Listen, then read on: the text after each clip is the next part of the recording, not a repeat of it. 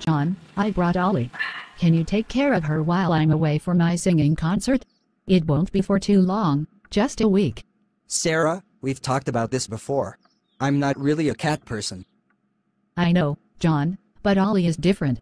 She's well behaved and won't cause any trouble. Plus, she's so adorable. Fine, but on one condition. Ollie needs to stay out of my way the entire time. I don't want her scratching my furniture or interfering with my work. I understand, John. Ollie is usually very calm and doesn't bother anyone. I promise she won't be a nuisance. You just have to feed her, and that's it. All right, but if she starts causing any problems, I'm not going to be happy. This is your responsibility. Look, she already likes you. I think you two will get along just fine. 1 week later.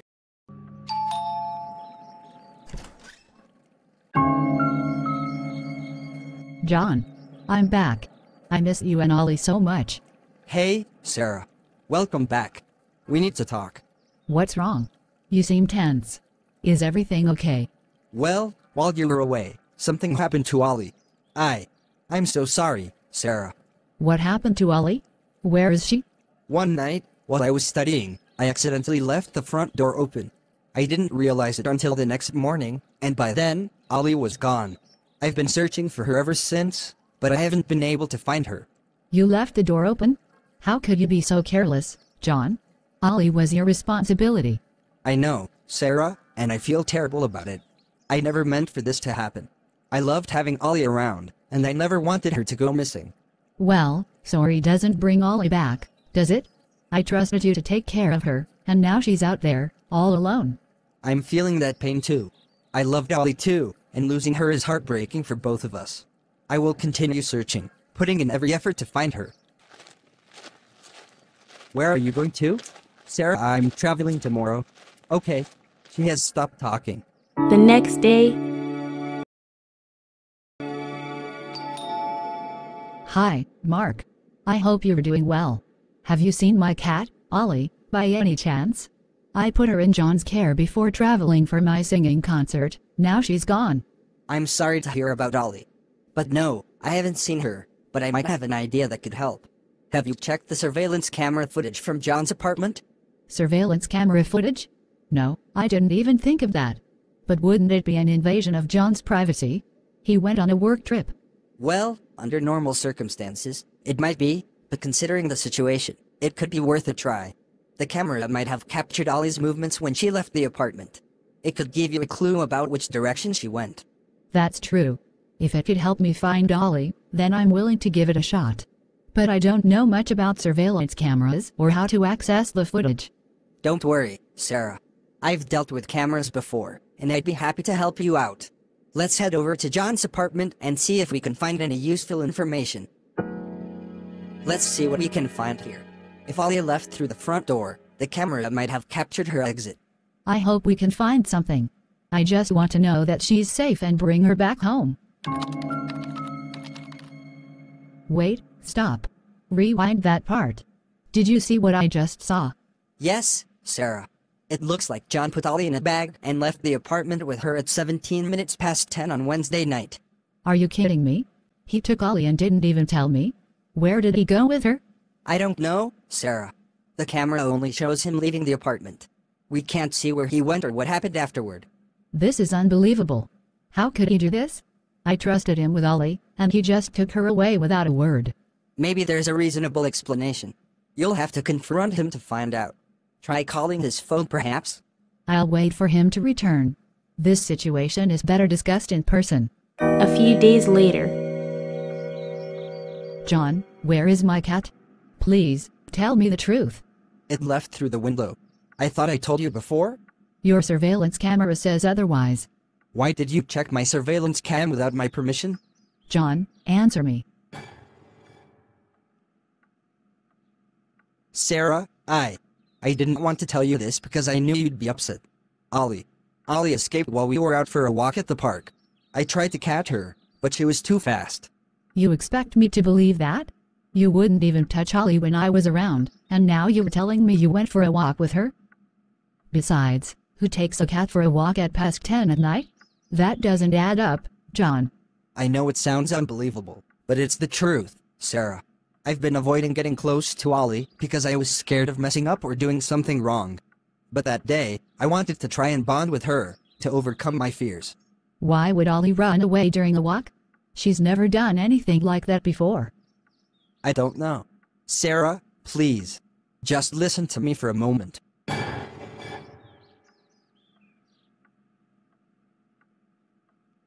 I know this might not make up for what happened to Ollie, but I've been wanting to ask you this.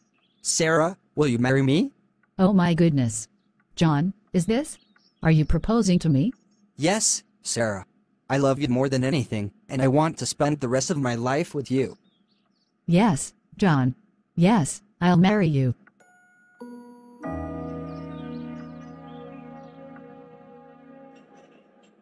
Rachel, look. John proposed to me. Isn't the ring beautiful? The ring is lovely. But, I have to ask, are you seriously going to marry someone who killed your cat? It wasn't his fault. He got distracted, and Ollie ran away. It was an accident. Nobody walks a cat that late at night. You said it yourself. Also, why was he carrying Ollie in a bag if he really went for a walk? There is every probability he might have eliminated your cat days before proposing, so you won't bring your cat into his house when you two settle down. You know how much he hates Ollie. How can you say that? John feels terrible about it. He's been searching and doing everything he can to find Ollie. All right. I rest my case. How did your singing concert go? I can't believe you stopped me from coming with you. You didn't miss anything. Trust me. I wish I had not gone for it. Now Ollie would be here. 13 years later. You're going on another one of your trips. You're never at home, Sarah. I can't trust you anymore. John, this trip is for ministry. I've been invited to sing at a church conference. Ministry. More like an excuse for you to be promiscuous. I know what you're up to. How can you say that?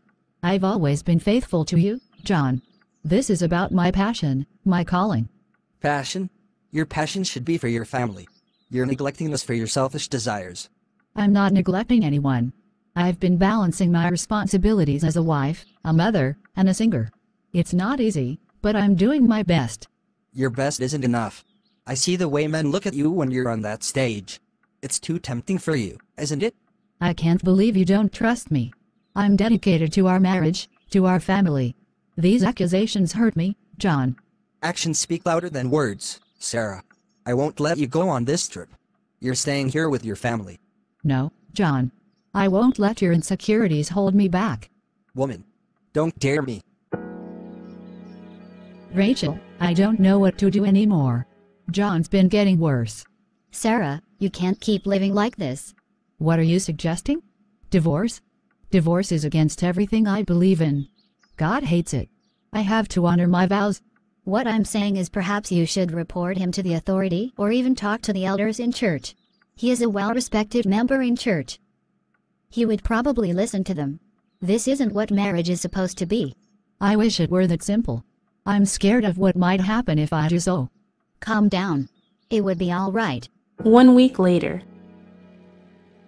Welcome back, ma'am. My family and I couldn't have enough of your performance. You know, it's one thing having you minister in church, we're grateful for that. But seeing you perform live on TV, that was something else. It's like I don't know you anymore. You know, some of my friends don't believe I know you in person. I'm kind of happy your husband wasn't available to pick you up from the airport. It's an honor having you in my car. Thank you, Mr. Hernandez. You don't sound happy. Is everything okay? I'm fine. Thank you. Hi. You went on that trip, Sarah? After I explicitly told you not to? You never listen. John, it was an opportunity for me to minister, to use my gift. I wish I could make you understand how happy singing makes me feel. I'm trying to protect our family, our reputation. Protect? Is that what you call it? You were suffocating me, John. Well, if you don't want trouble, then don't step your foot in this house. Go back to where you're coming from. You can't kick me out, John. This is my home too. I deserve respect and the freedom to pursue my passions. Passions? You're selfish, Sarah. All you care about is yourself and your own desires. No, John. I care about our family, but I won't sacrifice my dreams and my calling for the sake of your insecurities.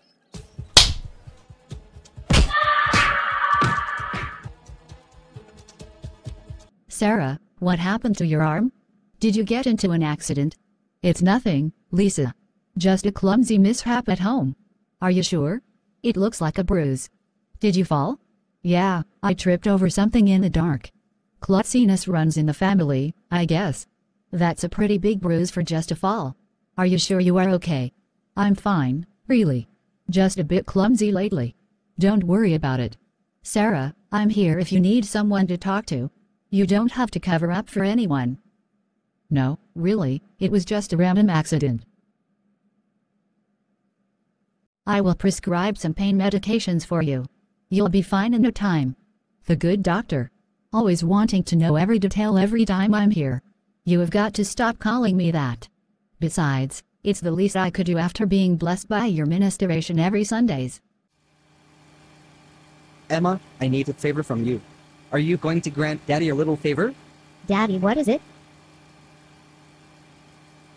I know I have told you lying is bad in the past. But there's a thing called the white lie. It's basically lying, but for a good cause. I know what white lie is. Mommy broke her arm, that's why she can't make it to church. People don't need to know how it happened. I don't want those gossip mongers in church spreading rumors about our family over something that is none of their business. Can you do that for me? I'll take you on that water ride you have been asking for. Okay, Daddy. Pastor, that was a powerful sermon you shared with us today. Bless the Lord. I was only a vessel. Little Emma, how is your dear mother doing? Is she feeling better? Yes, sir, she's doing great. Just a minor cold, but she's recovering. Yeah, she's getting better. It was just a little flu. Emma, wait for me in the car. Yes, Daddy. Mr. John. Dr. Lisa told me Sarah had bruises all over her body from falling. I'm surprised to hear you and your daughter say it's just a flu. You're right, doctor. My wife broke her arm and also caught the flu. That was what I wanted to say. That sounds bad. My wife and some other women from the choir would come visit her this evening. Actually, she's at her mom's. You don't have to come visit. As soon as she returns, she'll resume church as usual. That's okay. My regards to her. Thank you, sir. Emma, why did you tell the pastor your mom had the flu instead of a broken arm? I forgot. It's much easier to tell the truth than keeping up with a bunch of lies. Who told you that? My Sunday school teacher. Did your Sunday school teacher also told you to obey your parents, so that your days may be long? Ephesians 6 verse 1. As for you children, obey your parents in the Lord. That means we are to obey our parents when their instructions are in accordance with God's word. Telling a lie is not in accordance with God's word, Daddy. You are too smart for your own good. Actually, those were my Sunday school teacher's words. All credit goes to her. Sarah, I'm so sorry for what happened. I can't believe I let my anger get the best of me again. Please, forgive me. I can't keep living like this. The apologies, they lose their meaning when the abuse continues. I know. I'm working on it, Sarah. I promise I'll change. I can't bear to see you hurt anymore. Promises aren't enough, John. I need to see real change, for our sake and for our daughter's sake. You're right. Actions speak louder than words. I'll seek help, counseling, anything it takes to become a better person. I want to believe you, John. But it will take time to rebuild the trust that's been broken. I understand, Sarah. I'll do everything I can to earn that trust back, starting with making amends to you and our family. By the way, a lot of people asked about you at church today. They were concerned and wished for your speedy recovery. They miss your beautiful voice in the choir. I miss singing too. The pastor wanted to organize some women to come visit, but I lied about you going to see your mom. I'll need you to confirm it if the pastor asks. You are such a bad influence on our daughter. Emma, come in, darling. Is Daddy home yet? No, not yet. But he'll be back soon. Dad hurts you all the time. I am scared. My angel, Daddy has promised to work on himself. Let's give him time to do that. Mom, he's not going to change. We need to leave and be safe with Grandma and Grandpa. My love, I know it's hard, but we have to hold on to our faith. Your father. He's struggling, but he will change. I believe that. Please, Mom, let's go. I just want us to be safe, Mom. I want that too, my sweet girl. But for now, we'll hold on to hope and keep our family together. Okay.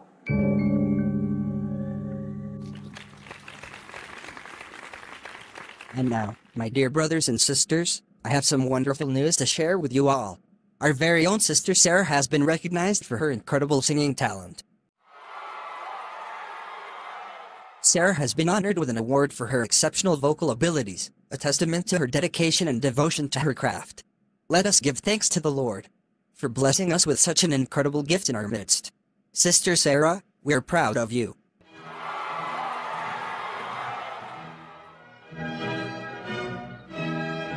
So, you think you're some kind of superstar now? Huh.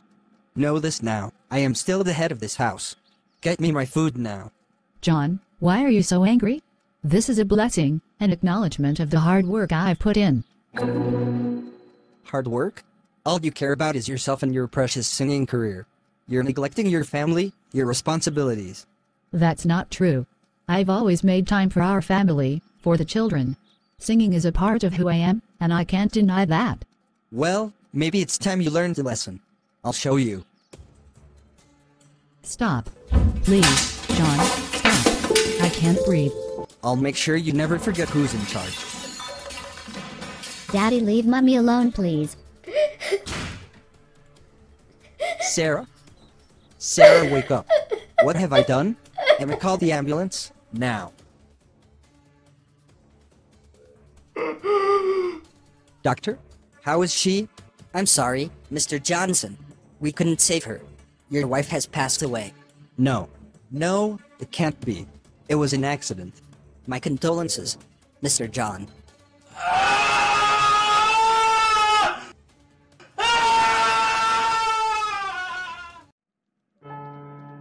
John, I can't imagine the pain you must be going through.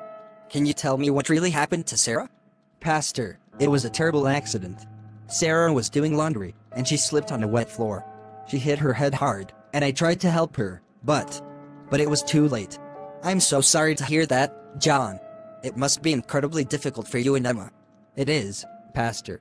Sarah was the heart of our family, and we're all devastated by her loss. You have the support of the entire church community, John. We're here for you and your daughter during this challenging time. Thank you, Pastor. Your support means the world to us. Let us pray. Rachel, you've been distant lately. Is everything okay? No, Lilybeth, everything is not okay. I need to tell you something about Sarah's death. John's story. It's not true. What do you mean? John said it was an accident. Are you saying he lied? Yes, Lilybeth, he lied. Sarah's injuries were not the result of a simple accident. She was a victim of abuse, and it's time we uncover the truth and protect her memory. If that's the case, then you need to do something.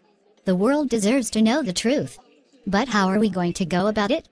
We will start by gathering evidence, talking to her daughter perhaps. She might have seen something. She always go to Dr. Lisa's clinic after any fight. She should be able to say something as well. We need to build a case against John and make sure the authorities are aware of the truth.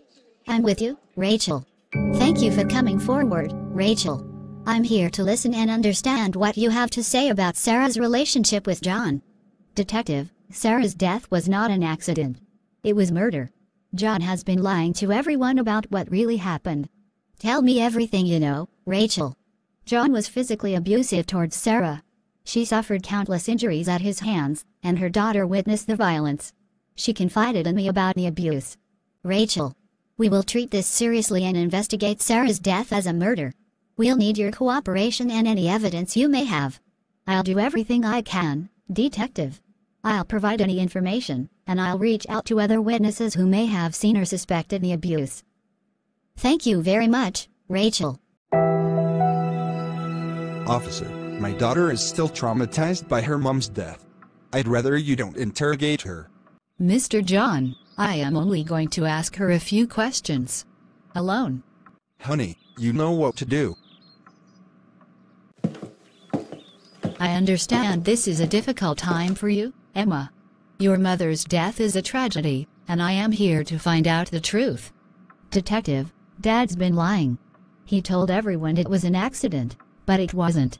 He hurt Mom, and I saw it.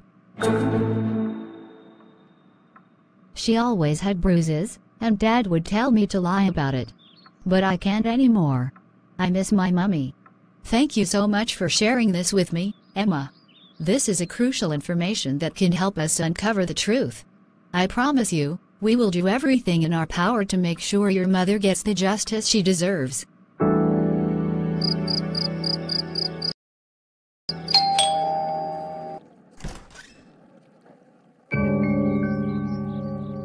Mr. John, I'm here to inform you that we have gathered enough evidence to place you under arrest for the murder of your wife, Sarah. You have the right to remain silent. Anything you say can and will be used against you in a court of law. What? Murder? I didn't murder her. It was an accident, I swear. John, the evidence we've collected paints a different picture.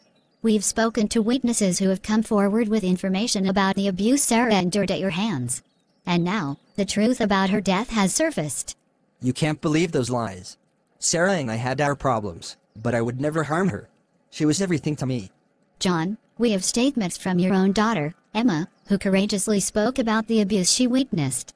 She provided us with crucial information that contradicts the story you've been telling. I didn't mean for it to end this way. I loved her, but I lost control. I never meant for any of this to happen. Please, detective, you have to believe me. I didn't plan to kill her. The court will determine the truth, John. I strongly urge you to cooperate fully and let the justice system run its course. A few weeks later. Good morning, brothers and sisters. Today, I want to address a matter of utmost importance, one that demands our attention and action. Our beloved sister, Rachel, has shown immense bravery by coming forward with the truth about the abuse suffered by our dear sister, Sarah. It is a painful reality that we cannot ignore. We must not turn a blind eye to the suffering of those around us. Domestic abuse has no place within our community, and we must not tolerate it in silence. I implore each and every one of you, if you are aware of any form of abuse happening to someone within our church family or beyond, do not remain silent. Speak up, reach out, and let us rally together to provide support, protection, and healing. John hit his wife in the chest, leading to a blood clot that eventually killed her. He was charged with culpable homicide, while Emma was placed in the custody of her grandparents. If you or someone you know is experiencing domestic violence, please seek help from the appropriate helplines or support organizations in your country. Subscribe for more true stories on Tariva Stories Animation.